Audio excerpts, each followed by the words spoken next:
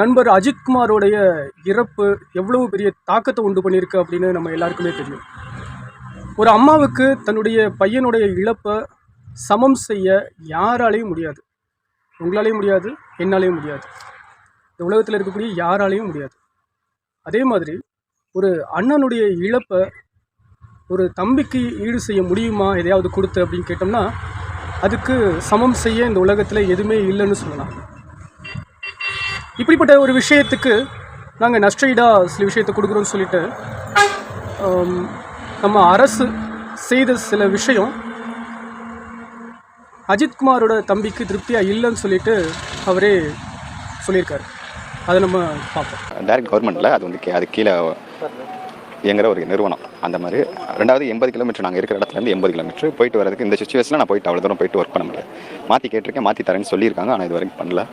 இன்னொன்று பார்த்தீங்கன்னா இடம் கொடுத்துருக்காங்க 3 சென்ட். அது பார்த்தீங்கன்னா நம்ம ஊர்லேருந்து டெவலப் ஆகாத ஏரியாவில் இருக்குது, சரியான அவுட்டரில் இருக்குது. அதுக்கு கொடுத்த எந்த யூஸும் கிடையாது.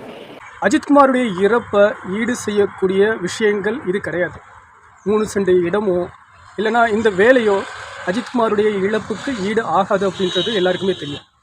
இந்த கவர்மெண்ட் எவ்வளவு கேவலமாக இந்த மாதிரி ஒரு விஷயத்தை ஒரு உயிரோட வேல்யூக்கு ஈக்குவலாக கொடுக்குது அப்படின்னா நம்ம ரொம்பவே மனுஷனை தாண்டி சாதாரண புழுப்பூச்சி மாதிரி நம்மளை நினைக்கிறாங்களோ அப்படின்ற அந்த ஃபீல் தான் நமக்கு உருவாகுது.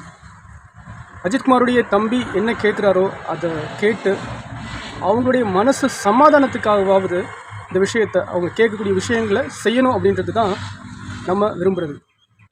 அண்ட் இப்படிப்பட்ட ஒரு சம்பவம் இனியும் நம்ம தமிழ்நாட்டில் நடக்கக்கூடாது அப்படின்னு நம்ம தெய்வத்தை வேண்டிக்குவோம்.